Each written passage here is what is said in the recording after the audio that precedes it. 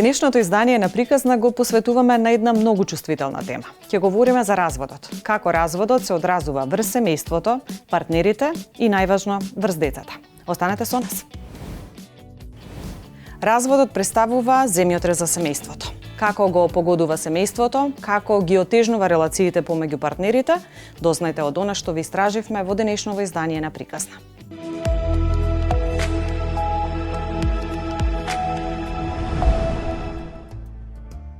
Секој развод е семеен земјотрес кој го погодува семејството. Разводот предизвикува бура од различни емоции, а за жал не се исклучени ни несоодветни реакции. Во секоја брачна врска има тешкоти и конфликти. При решавање на тие конфликти, партнерите или се зближуваат и ја заекнуваат брачната релација, или пак кога конфликтите се секојдневни и го прават бракот дисфункционален, најчесто одлучуваат да се разведат. Разводот е страшна голема промена за детето. Значи, после заедничкото живење, без разлика нели каков е квалитетот на тоа заедничко живење, одеднаш едниот родител исчезнува. Го нема во неговиот живот и е многу силна промена во животот на детето, затоа што треба да погледнеме, например, во психолошките науки, например, во тоа како се теориите за развој на интелигенцијата на детето, за неговата социализација, развојот на неговата личност. Заради тоа што малите деца имаат нешто што се вика еготизам, односно себе си се чувствуваат како центар на светот. Тоа е нормално кај тие деца, нели, кога кај возрастните веќе преоѓа во егоизам или во нарцизам, али кај нив е тоа природен процес кога они се чувствуваат како центар на светот и дека сето што се случува околу нив, дека тие се причината. Познато е дека зголемувањето на стапката на разводи е глобален тренд и дека помалку или повеќе ги засега речиси сите општества. Сепак, поважно од бројките и статистиката, се причините поради кои доаѓа до развод и ефектите кои тој ги има врз самите деца. Меѓу најчесто наведуваните ризик фактори за развод се раното стапување во брак, понискиот степен на образование, ниските месечни примања, бременост или раѓање на дете пред да се стапи во брак, семејна историја на разводи, како и некои црти на личност, например несигурност. Од друга страна, како најчести причини за развод се споменуваат недостаток на посветеност, премногу расправи, недостиг на комуникација, неверство, нереални очекувања, финансиски проблеми, семено насилство, партнерско насилство, злоупотреба на алкохол и наркотици, недостаток на еднаквост, неподготвеност за брак, недостиг на вештини за решавање конфликти и слично. Бракот како институција обстојува низ вековите, но денес почнува да се редефинира, реструктурира и на тој начин да добива ново значење. Ова е посебно карактеристично за индивидуалистичките култури каде во центарот е поединецот и неговата субјективна добросостојба. Ако порано браковите почесто се склучувале како резултат на рационална проценка на повозрасните членови на семејствата на младенците, тоест бракови по договор, па љубовта доаѓала подоцна, денес за современите општества е карактеристично тоа што кога се работи за причините за стапување во брак, како прва и најважна се наведува љубовта кон партнерот, партнерката. Поточно, денес љубовта најчесто е основен предуслов за стапување во брак, а не негова последица. Па сепак, колку и ова да звучи бајковито, токму љубовта, тоест нејзиното губење или престанок, може да биде една од главните причини за развод. Во брак во кој се родени деца, кога ќе се донесе одлука за развод, не треба да се заборави дека сопружниците не се само партнери, туку се и родители. Без оглед на причината која довела до одлуката за развод, треба да се знае дека родителите не треба и не смее да се разведат, се разведуваат само партнерите, односно се става крај само на бракот, а не и на родителството.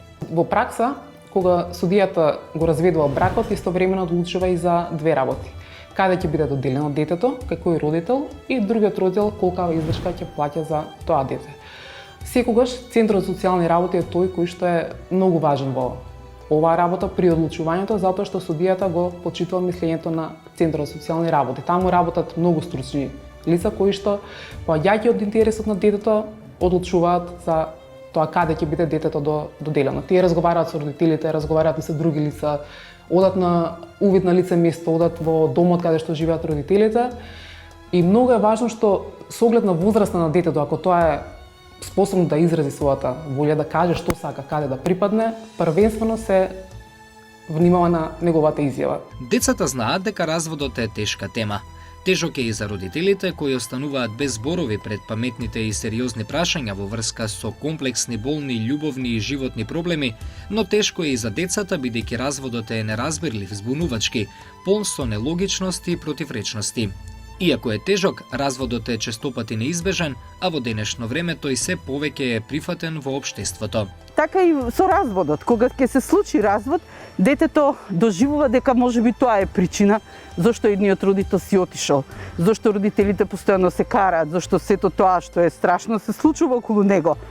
Можеби е негова вина, можеби она или он не е доволно добар да заслужи да живее со двајца родители што го сакаат, што го поддржуваат. Децата често имаат идеја дека можат да го спасат бракот на своите родители. Затоа многу важно е возрастните да бидат сигурни дека на децата им е јасно дека ништо не можат да сторат, бидејќи тоа едноставно не е нивна работа. Децата не се прашуваат околу прашањето за развод и не смее да им се наметне улогата на застапник или судија меѓу двајца родители. Овој товар е претежок за детските раменици. Децата не се виновни за дисфункционалната брачна врска. Разводот значи престанок на бракот, но не и на родителството. Одговорноста да се биде родител останува и после престанувањето на брак. Меѓусебните конфликти не се решаваат со оставање на детето во позиција да избира меѓу родителите, односно со обидување да се сврти детето само кон едниот родител и свесно да го отуѓиме од другиот родител. Во таквите случаи, детето е принудено на некој начин да се откаже од родителот, за кој има потреба да го сака, ќе почувствува тешкотија, тага и празнина поради губењето на тој родител. Секој дете, во зависност од возраста, својот емотивен капацитет, ќе тагува и ќе се обиде да изнајде начини како да се бори со овие родителски очекувања. На крајот цената која што мора да ја плати поради родителските постапки е голема и доколку отуѓувањето не биде навремено препознаено и навремено стручно третирано, на крајот таа штета ќе биде ненадомеслива како за детето, така и за другиот родител. Одлуката за развод, како и начинот на организирање на животот по разводот, се прашања за кои можат да разговараат само возрастните. Иако децата сакаат да го утешат родителот кој е тажен, тоа не е нивна работа. Се разбира, ова не значи дека треба да се спречи детето да каже како се чувствува. Детето има право многу да ги сака и двајцата родители, а ова не смее да го оспори никој. Понекогаш за децата е тешко да се охрабрат да кажат дека се подеднакво приврзани за родителот со кого веќе не живеат, поради лојалност кон родителот со кого останале. Значи детето почнува да чувствува вина, почнува да чувствува срам од само себе си, не од своите родители. Значи така почнува се, дека се развива едно чувство на недоволно добар, недоволно ценет, недоволно вреден, за да ги задржи, се задржи семејството, за да останат заедно да живеат. Нели сега не зборувам и за екстремни разводи каде што има големо насилство, каде што има алкохолизам, наркоманија, нели каде што има огромни причини, нели, за раскинување на бракот кои страшно и до тогаш влијале на тоа дете, ама и тогаш разводот за детето е траума, односно одењето на едниот родител, растурање на семејното јадро и последиците можеме да предпоставуваме. Најважно е да се разбере дека децата не се причина за развод или неразведување.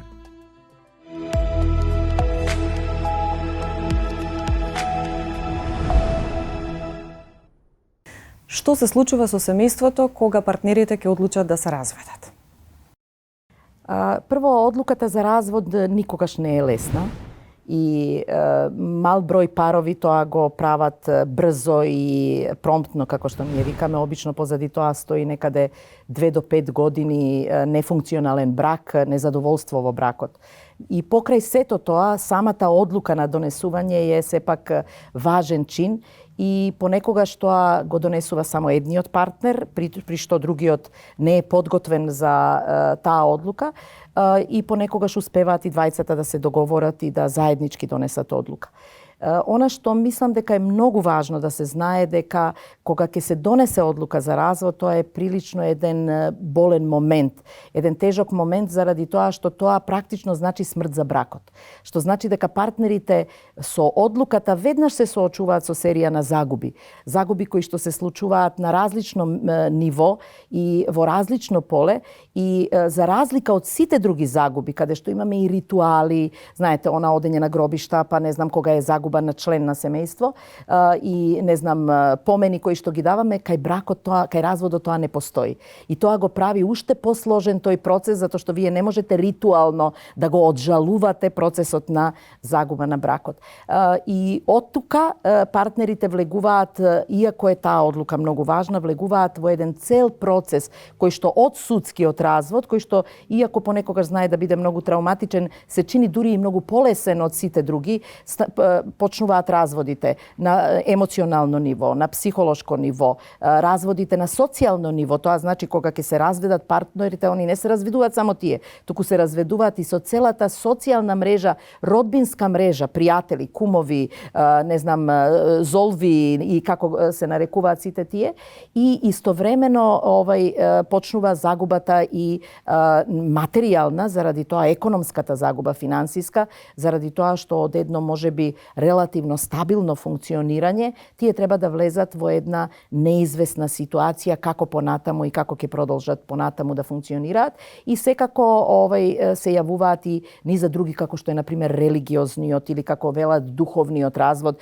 Се тоа етапи и фази низ кои што во следните 2 до 5 години партнерите ќе се најдат за да можат да го завршат тој целиот процес на развод. И од сите тие најсложен и најтежок е емоционалниот развод. Како децата на одредени возрасти ја манифестираат емоционалноста, прифаќањето на нивната одлука партнерите, односно нивните родители да не се повеќе заедно? Како реагираат, како го покажуваат? На различна возраст различно го манифестираат. И кога зборуваме за најмладата возраст на деца, некаде деца до предучилишната возраст, во таа возраст можеме да очекуваме дека децата ќе реагираат повеќе со своето однесување. Не им е се уште вокабуларот така изграден, иако знаат да реагираат и со зборови, меѓутоа најчесто тоа или ќе се повлечат или пак ќе покажат малку по-активно и агресивно однесување, љутината ќе ја манифестираат, или пак некои од физиолошките потреби кои што ги регулирале веќе може повторно да почнат да се јавуваат, па на пример да се појави ночно мокрење или некоја ситуација, како и појавата на тие тикови, може да се појават на пример тикови кои што ќе значат да детето почне да трепка или да малку има проблем со изговарањето, да почне да дътка. Значи тоа може да се појави во периодот и тоа е све одраз на таа емоционална внатрешна состојба на децата. Кога е дете на возраст училишно до периодот на адолесценцијата, тогаш многу често гледаме ситуации на стравови, гледаме ситуации на поврзани со училиштето и со образовниот процес, на пример одбивање да оди на училиште, дружењето со другарчињата или училишниот успех почнува да закажува, се пројавуваат како да е незаинтересирано. За разлика од тоа, пак децата кои се во адолесценција веќе влегуваат во една друга фаза во која што тие може да ги манифестираат сите овие претходни како и во училиштето, на пример, да исто така бегаат од часови, да не се редовни на училиште, да не ги завршуваат своите обврски, да не покажуваат успех како и претходно своите врсници да покажуваат, меѓутоа тука ја имаме сега и опасноста да ако не можат да се справат со сите тие емоционални болни ситуации за нив, многу често може да се случи и да влета и нешто што често го гледаме, а тоа се психоактивните супстанци. Значи веќе во адолесценцијата на децата им се достапни, на прво место тоа е алкохолот, кој што овака ни е од домаќинет, нели, и го имаме како милениче, меѓутоа децата знаат да влегуваат во ексцесивно консумирање на алкохол или да користат некои од другите нелегални психоактивни супстанци, како што е канабисот или некои од другите, како што се опиоидните дроги, се со цел да си ја намалат внатрешниот немир и внатрешната болка, и сето тоа е исто така голем одраз на неизвестноста во која што живеат децата. И затоа родителите имаат обврска, да им помогнат да ги јасно дефинираат работите, за да децата побрзо и полесно се адаптираат на новата ситуација. Децата се секогаш најчувствителниот дел во семејството и секако дека она што ќе се случува на ниво на нивните родители како партнери и разводот на бракот ги допира и нив. Па сепак ние знаеме дека колку се поподготвени родителите и колку се посогласни околу тоа како ќе им пристапат на децата во соопштувањето на одлуката за развод, во тоа како ќе се успеат да се договорат како понатаму ќе се грижат за децата, децата успеваат да тоа полесно го пребродат и не е точно дека децата најдолго патат и дека децата се најдолго чувствителни, тоа се често пати и проекции на родителите, знаете за она што како они ги чувствуваат своите деца. Значи родителите се доживотни родители на своите деца и родителската грижа е доживотна грижа. Од тука, ако родителите сакаат да им помогнат на своите деца, еден од начините е да прво сите соопштувања ги направат заеднички. Како ние викаме во множинска заменка ние одлучивме, ние се договоривме. Ние без оглед што стои позади таа одлука. Ние мислиме дека овака и овака. И на тој начин им помагаат на децата да децата разберат дека иако нема да живеат заедно двата родитела, нивната грижа продолжува заедничка за нив и тие околу се што е важно за децата ќе се договараат. Има ситуации кога и децата злоупотребуваат состојбата на разведеност на своите родители, па често пати не по нивна вина, знаат да искористуваат ситуацијата, барајќи да добијат нешто од едниот родител, нешто од другиот родител. Како да се постапи во такви ситуации? Знаете, прво, јас морам да кажам дека тоа не е приказна само за деца кога се сретнуваат со разводот на бракот на своите родители. Тоа е приказна на сите деца. Децата постојано не тестираат нас како родители и постојано ги тестираат границите, нашиот сојуз родителски, правилата. Тоа е задача на децата, знаете. Така они се тестираат и нас не тестираат.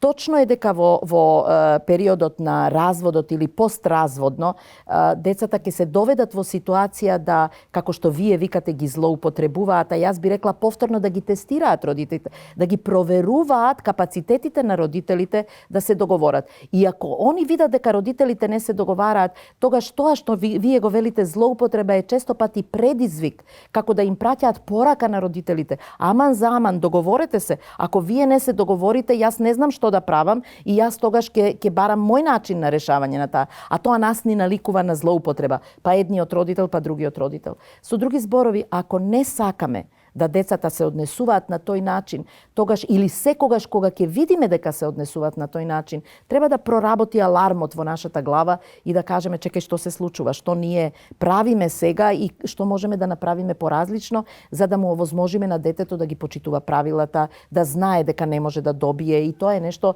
што бара да родителите продолжат да соработуваат после разводот, да бидат во перманентна на иста линија, просто да се каже заедничка соработка, кога ги примопредаваат на децата да соопштат, да кажат што се случувало, да ако има нешто важно, едниот родител може да го каже на другиот родител, што повторно, знаете, вака понекогаш јас слушам кога ми кажуваат дека е тоа само фантазија, затоа што навистина не е тешко не е лесно да се разграничат тие улоги, дека јас кога разговарам со партнер со кој што сум разведена, јас само како родител разговарам, а не и како негов бивши партнер. И не е лесно, ама не е невозможно.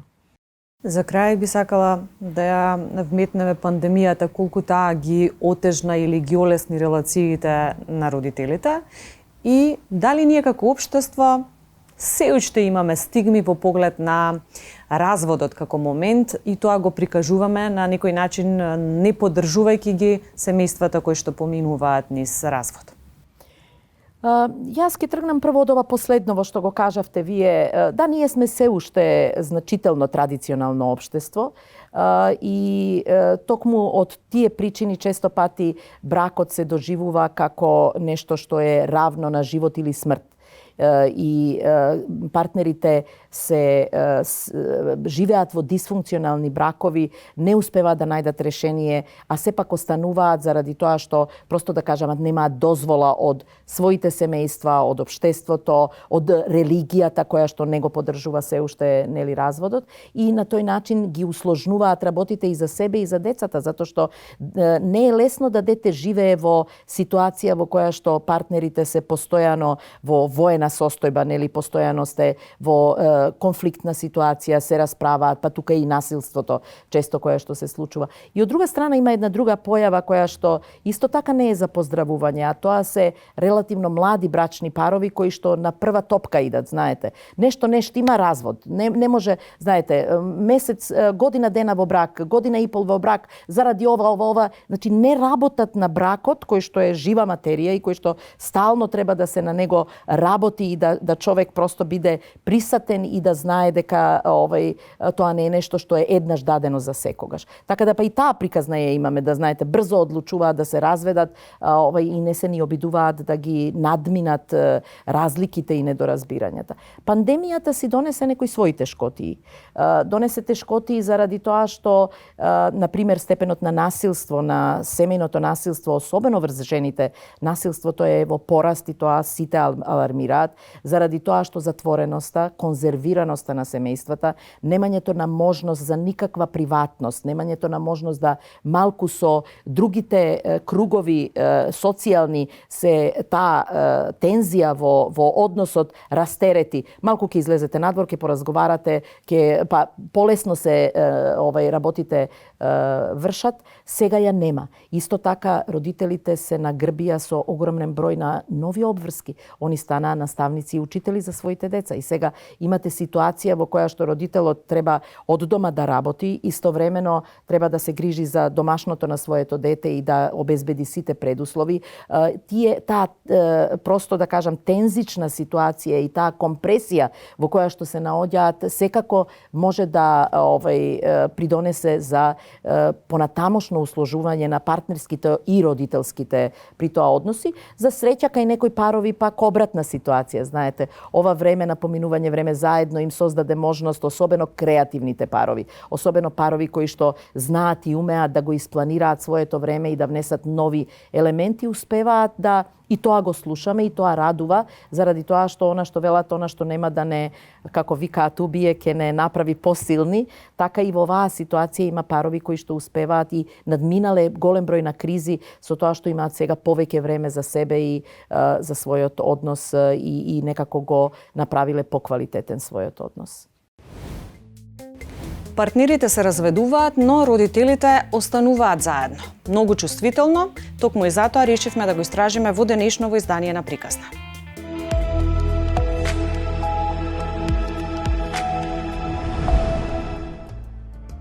Децата имаат своја перцепција за разделбите на своите родители. Често се случува да се самообвинуваат дека тие се причината за новонастанатата ситуација. Токму поради тоа, неопходно е превентивно да се интервенира навреме, во смисла на укажување дека мама и тато имаат различни гледишта кон одредени нешта и дека тешко се сложуваат, поради што е потребно да живеат одвоено. Но децата, за тоа тие не се ни најмалку виновни. Децата мора да сватат дека и во иднина еднакво ќе добиваат љубов од двајцата родители, исто како кога би живееле заедно. И во случај на добар, па дури идеален развод, на децата им е потребно време да преболат. Потребна им е помош и поддршка. Децата можат подеднакво да бидат несреќни во семејства каде не се случил развод. Од разводот пак можат релативно брзо да оздрават и да продолжат со животот. Суштината е во родителството. Понекогаш луѓето дури и немаат идеја дека грешат како родители, па исто како и на децата. Потребна им е помош и поддршка. Исто така посетувањето на детски психолог за време на бракоразводната постапка е од голем бенефит за детето, затоа што секое дете сака да живее со двајцата родители истовремено и целиот тој процес за разбирање и помирување треба да го помине најдобро согласно своите години. За жал, некогаш родителите намерно прават сценарија и манипулираат, па дури и предизвикуваат родителско оттуѓување. Но најголем проблем при разводот и по него е лошата комуникација. Тоа е како страшен вртлок, од кој е тешко да се излезе, особено поради постојаните докажувања кој е во право и кој е подобар. Во тие ситуации има две различни парцијални перцепции за едно исто случување, а децата се растргнати во конфликт на лојалност и рамнотежа меѓу родителите. Родителското отуѓување, како такво е наречено во поновите времења, постоело од секогаш. Тоа е еден вид на манипулација на едниот родител кој го отуѓува другиот, односно со зборување, со покажување на разни слики или на било кој начин како може да се мисли, со раскажување на разни приказни кои се однесуваат на заедничкиот живот или на карактеристиките на другиот родител. И во тоа може да му помагаат роднините, оние што живеат со него, за да го оттуѓа детето од другиот родител, и обично тоа се случува при разводи или пред разводот или после разводот, односно кога родителите се делат да живеат различно. Значи едниот родител влијае на детето на еден манипулативен, агресивен, пасивно агресивен начин, да го оцрни ликот на другиот родител, да поднесе информации, можеби например за него вистините, али нормално не апсолутно вистините, што се однесуваат и на другиот, да детето почне емоционално и физички да се одделува од другиот родител. Децата при промените во статусот на брачната заедница, кога не се разговара на соодветен начин, се случува со тек на време да станат повлечени, анксиозни, агресивни, депресивни, раздразливи, да имаат ниска самодоверба. Некои деца го намалуваат училишниот успех и имаат промени во однесувањето. Дури и во случај на сосема коректен развод, не се безгрижни и своите емоции ги манифестираат на разни начини. Многу често, децата со возрастните започнуваат еден важен разговор. Што не кажуваат со збор, покажуваат со симптом. Можно е да се забележи невнимание, намалување на училишниот успех, недисциплина, нередовно носење домашни. Релациите со соучениците се менуваат, па некои деца се повлекуваат и осамуваат, а други стануваат агресивни. Се случува да не сакаат да одат во училиште, како да имаат обврска некого или нешто да чуваат. Не се исклучени ни манифестации на здравствени проблеми, како резултат на емоционалниот товар.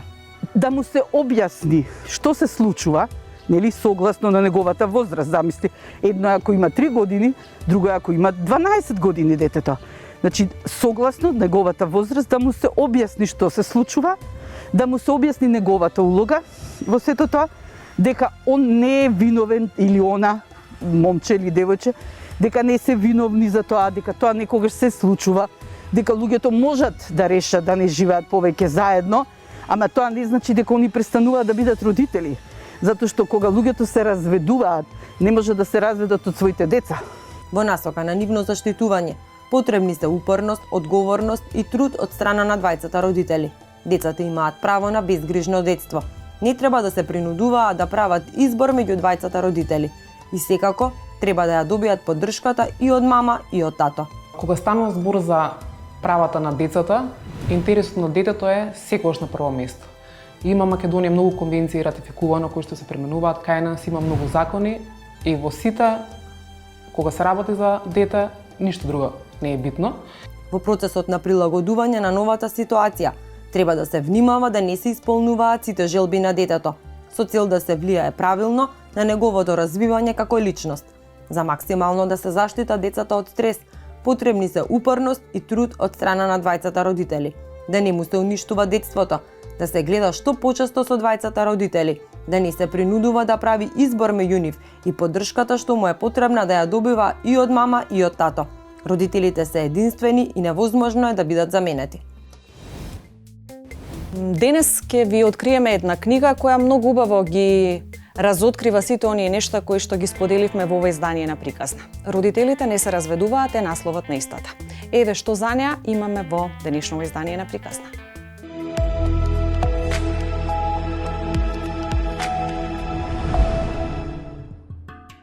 Сдруженијето за заштита на правата на децата поврзани работи на подигнување на јавната свест со цел градење алијанси кои ќе го поддржат заедничкото функционално родителство при разводот во најдобар интерес на децата. Пред известно време тие го изготвија прирачникот Семејство, развод и родителство. Оваа сликовница или така наречен прирачник, ова е нешто што е создадено многу одамна, долго време стоеше како документ во мојот лаптоп. А како споредба најдобро е да ви кажам дека Виктор, кој не се вика Виктор, веќе е успешен млад студент. Тоа е тоа. Детето со неговата семејна приказна беше поттик да се направи нешто вакво, за да го видиме разводот од перспектива на децата, со очите на децата и со срцето на децата. Прирачникот е едукативна книга со илустративни семејни слики. Се обидува отворено да споделува тајни кои допираат многу семејства соочени со развод. Во фокусот на оваа сликовница постојано се децата. Да, тајната е проблем. И додека тајната не се сподели, нема простор да се оттагува тагата доволно колку што може да се оттагува. И доволно брзо да се преболи сето ова, да се сакачи разводот на некоја закачалка со надминати предизвици во животот кои не прават посилни. Факт е дека како да премолчуваме, како сите да ги занемаруваме оние семејни приказни кои се случуваат зад нечии затворени семејни порти или зад нечии затворени, заклучени срца, а би било многу добро ако и луѓето на кои им се случуваат сето тоа го кажат и покажат, и затоа што мислам дека тоа ќе биде добро и за сите нас кои се чувствуваме понекогаш чувствуваме дека треба да направиме една дистанца затоа што е тоа некаква лична семејна приказна. Напротив, идејата и на оваа сликовница е да ги откриеме сите ресурси од околината кои навистина можат многу да им помогнат на децата и на семејствата. Кога зборуваме за децата, перспективата на родителите е една, а на децата е сосема друга, и исто така една од пораките во оваа сликовница е дека родителите треба разводот да го видат од перспективата на децата. Разводот е тежок за сите. Мора да разбереме дека и на тие луѓе кои минуваат низ развод им е многу тешко. Значи тоа е еден долг процес, има почеток и многу долго време минува до оној постразводен период. Тие луѓе се исправени пред сериозни собствени лични предизвици од донесувањето на одлуката и се понатаму, и треба да се грижат за децата на кои им е потребна една поинаква семејна структура, еден поинаков начин на функционирање. Тоа воопшто не е лесно. И тоа мора да го разбереме. Нашиот Виктор е пример дека и во идеален развод, какви што гледаме само на екраните, поточно почесто на екраните, а поретко во нашето секојдневие, значи дека и во тие такви приказни, кога родителите го даваат својот максимум во родителската дијада, на децата им е навистина тешко. Многу им е тешко, но секако и на целото семејство. Во една од приказните во оваа сликовница има една силна порака која вели: има уште нешто проблематично во светот на возрастните. Разводите се ги чуваат закучени зад срцата и вратите. Не сваќаат дека откучувањето ќе значи споделување, а тоа е лек. Лек и за нив, и за нас. Споделувањето може да лечи. Скоро се сретнав со една мајка која ми кажа дека неговото дете кога ги читало одговорите дома многу плачало, што исто така добро. Прво кој може да им помогне? Можат родителите. Клучот е кај родителите. Значи децата можат брзо да оздрават доколку родителите останат на вистина тато плюс мама за секогаш и доколку ја градат таа доверба во нивното родителство, такво родителство што е многу важно за детската доверба во нив и за детската самодоверба. Без доверба тешко дека ќе дојдете до самодоверба во животот. И тоа е особено важно. Сите овие прашања може да се одговорат и на, можеби преку нормализирање, затоа што Виктор не е единствен. Има многу такви случаи и во неговата паралелка. Тука може да помогнат и училиштата. Сите ние ако на еден различен начин го гледаме разводот. Секое дете е и мама и тато, еднакво. Тоа не смееме да го заборавиме, ни за миг. Шегувањето. Никола и Виктор се шегуваат за множењето со два и всушност го гледаат разводот веќе од една различна перспектива, ги гледаат преку шега придобивките на разводот, преку одморот со мама и со тато, дуплата торта и така натаму. Двете мала, во кое едното е од мама, едното е од тато. Меѓутоа мора да внимаваме со делењето со два. Секој дете е половина мама, половина тато од времето кога се сакале. Ако ја побарате поголемо делче од половина, вие го втурнувате вашето дете во конфликт на лојалност, што е многу штетно. Понатаму, делењето, семејното стебло, тоа е одговорот на последното прашање. Замислете ако го уништите, сакате да го преполовите тоа семејно стебло, на чии корени ќе расте тоа дете. чии гранки ќе го заштитат, каде ќе се подпре, под која сенка ќе почина. Сите тие работи се многу важни ако родителите ги видат од перспектива на децата и се прашаат секогаш како е најдобро за детето. Не како мислам јас или како мисли тој. Разводот ги прави сите семејни приказни слични, иако се различни. Сите семејни приказни се различни и слични. Кога е разводот во прашање, секој има собствени сили, резилиенци со кои може да си помогне да се справи, значи правејќи нешто, но секогаш постојат и луѓе во нашата околина на кои можеме да се подпреме. Значи споделувајќи со некого, разговарајќи со некого. Прочитав еден загрижувачки податок дека децата имаат, само 10% од децата можат да разговараат со некого кога се случува развод во семејството. Па ајде да ги отклучиме срцата и портите и да разговараме. Децата зборуваат и со зборови, но и со однесување. Ако не ви кажат, децата ќе ви покажат. Па видете што ви покажуваат и тоа е разговор, кога тоа ќе го забележите. Мама и тато не се разведуваат. Ние возрастните знаеме за некое дете да речеме има разведени родители. Да научиме веќе еднаш. Родители не се разведуваат. Брак се разведува. Непаметни едни големи. Родителството е за секогаш.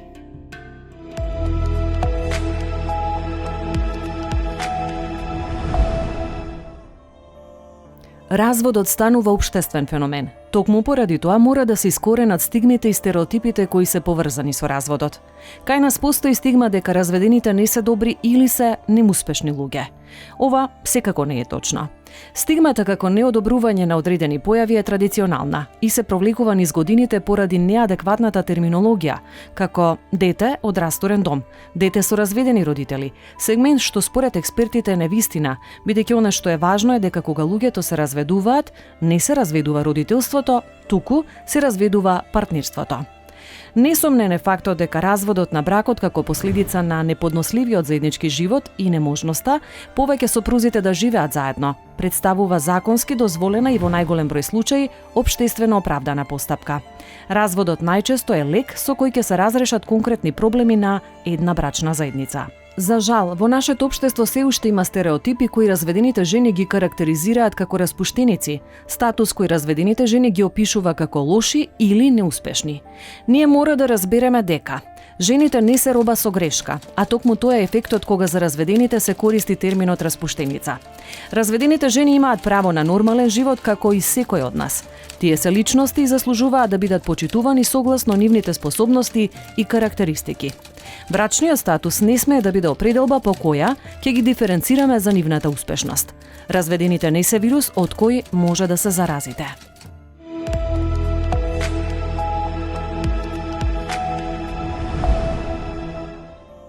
Parenting is probably one of the most important things that we do in our lives, and being a successful parent is really hard. It's really hard.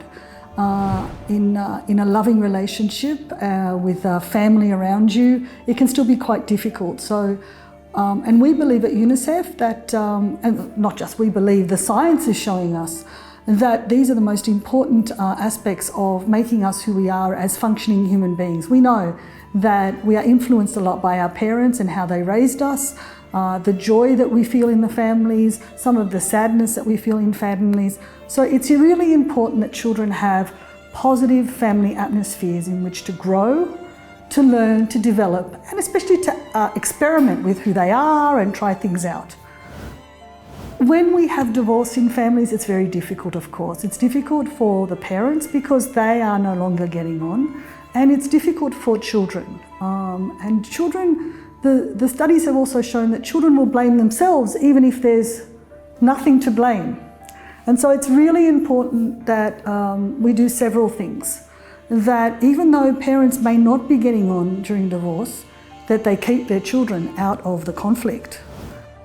Both parents are allowed to show children that they are loved, they are nurtured, they are appreciated, that we continue to play with children and see them as an important part of our lives because they will pick up on that. Children have a right to a positive family atmosphere. And we say this about orphans, children without parents, but also children with separated parents. And it's very important that we stick to this. So these are the things that we think are very important. We do have to recognise parenting is hard, even in a loving, successful relationship. We at UNICEF are giving support to the government and community groups on positive parenting. We're giving support to preschool teachers on how to encourage emotional learning and stability, and these are all things that we hope are affecting good childhood.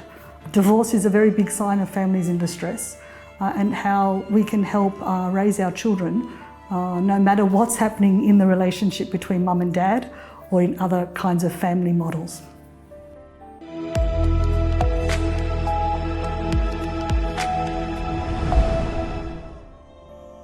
Разводот на брак како начин на престанок на полноважен брак за време на животот на брачните партнери е феномен кој доведе до драматични промени во семејниот живот во сите европски држави. Бројот на разведени бракови расте во цела Европа, така што стапката на разведени бракови на 1000 жители се зголемила од 0,8% во 1965 година на 1,9% во 2016. Во 2016 во земјите на Европската Унија биле склучени 2,2 милиони бракови, а биле разведени 1 милион. Во Македонија во 2020 година имало рекорден број на разводи и падна бројот на склучени бракови за 33,3%, пренесе МИА повекувајќи се на податоци од Министерството за правда. Во изминатата година со мерки на предпазливост и рестрикции за заштита од COVID-19 имало 9200 бракови, што е за 4614 помалку од 2019 година. Низ изминатите 11 години во просек годишно се склучувале по 12650 бракови.